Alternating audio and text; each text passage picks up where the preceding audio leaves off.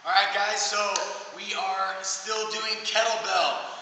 This is Innovative Results, and I'm one of the owners and trainers here at Innovative Results, Aaron Guyette, and I'm going to be, obviously not the expert, the duty expert on kettlebell, but I'm just going to be relaying some of the knowledge that I do know to you so we can all get better at kettlebell doing some of these drills together. We went over hip hinge already, and we barely even, or didn't even touch the kettlebell. This time, we're going to incorporate that hip hinge, but we're going to do some swing. So what we're going to first start doing is know where the kettlebell is in relation to the beginning of the swing, swing it up, and then how we're going to swing is double arm swing. Then we're going to go into single arm thumb forward, single arm thumb back, and then a couple other swing methods with this kettlebell. So I'm using a fairly light kettlebell. It doesn't need to be heavy to practice the swing. As a matter of fact, it's probably better if it's not. Sometimes it is easier though when it's heavier, because then you get the realistic movement and force that your body plays on the ground, the gravity plays on you, and then the kettlebell plays in your hands. So I'm going to double arm grip it. And look and notice that I'm forward, right? That the bell is forward on purpose. I've got tall spine, wide shoulders in my movement. I've got a good, stable, sturdy structure, lower body, and my knees are bent, my hips are hinged, and my ankles are bent as well. I'm going to go ahead and swing this kettlebell back and then drive it forward, incorporating that hip hinge. Just practicing that double arm swing is going to really improve your hip hinge, but a lot of times people will actually load their back wrong, and you don't want to do that. A lot of times people will squat into it too much, right? You don't want to do that. It's a hip hinge. You want as much range of motion for this bell as possible, right? While you're swinging, you can bury your chest and keep your spine nice and tall to get that depth in that swing. And then I drive my hips nice and far forward, just like we practiced with the hip hinge to get that swing out, okay? It's all driven with my lower body. All my arms are doing is essentially being a rope attaching to the kettlebell, okay? So, from the double arm swing, right, what we're gonna do is we're actually gonna do just 50 reps in a row, double arm swing. And that's what we're gonna do for all of these, to really drill down. And while you're doing it, if you have a coach or a trainer or some expert in kettlebell that can help dial in your swing, that's going to be most proficient. That's what we'll do here at Innovative Results. Okay? Then we're going to actually do single arm swing. This time we get it, because it's asymmetrical, we get to use a lot more rotation to help develop and push that swing. Get that momentum of that swing. Still forward, my thumb is forward.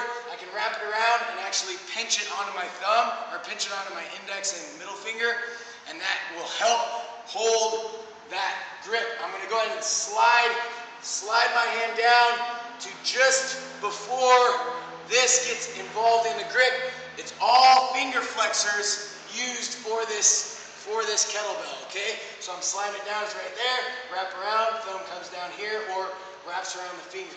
Then, keeping that thumb forward, I'm driving into my swing. So it's all hip hinge, right? As well as I'm swinging my other arm with it, and now I get to incorporate rotation to really get the depth and momentum of this swing back.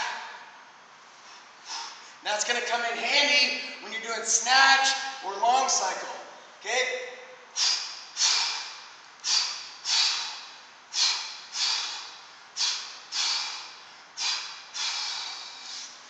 And then slowly let it go back to the front. And I'll do the same with my left side, right? 50 swings on the left, doing the same exact movement. Now I'll actually use thumb back, okay? This is where it's even more important. This is going to be just the same position as the snatch, whereas thumb forward usually is used for long cycle. Okay, so snatch, I've got, again, my grip there, centered on the bell, and it's my finger flexors that are gripping it, and I'm just going to swing back. And this time I use even more rotation to develop force in this swing, force production in this swing.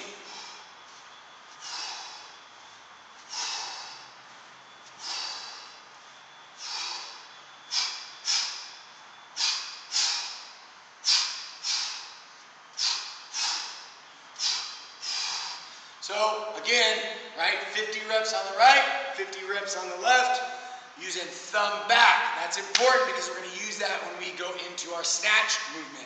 Okay, after that I got double arm swing, single arm thumb forward, single arm thumb back. Now I'm going to do single arm with a pull and a rotate, right? Pull and rotate. So I'm going to be rotating back, swinging it hip hinge forward, rotation, and I'm going to pull it, sending it up a pretend chimney that's in front of me, up a pretend chimney, and I'm going to be having to rotate my shoulder back to keep that pull going. And that's going to be used for either racking it for the long cycle or even sending it up for that snatch, okay? So you can do thumb forward and thumb back, 50 reps each, or you can kind of jump around, practice thumb forward a little bit, and then thumb back, getting some good coaching and cueing along the way. So I'm just pulling up that chimney. Notice I'm letting it fully extend here before I start the swing back and before I start that hip hinge.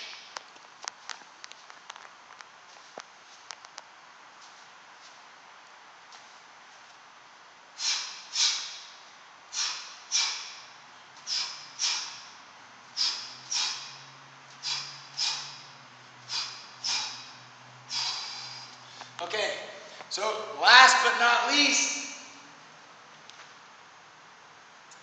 grab my trusty, dusty gardening gloves,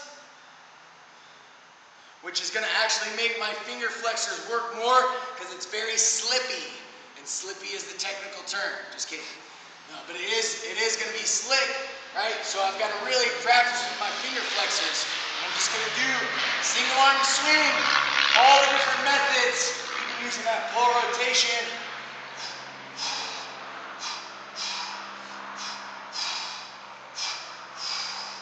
Alright, so I can go 50 thumb back, 50 thumb forward. I can practice that pull rotation, but I'm using the gardening gloves for both right and left, okay, to really practice that finger flexor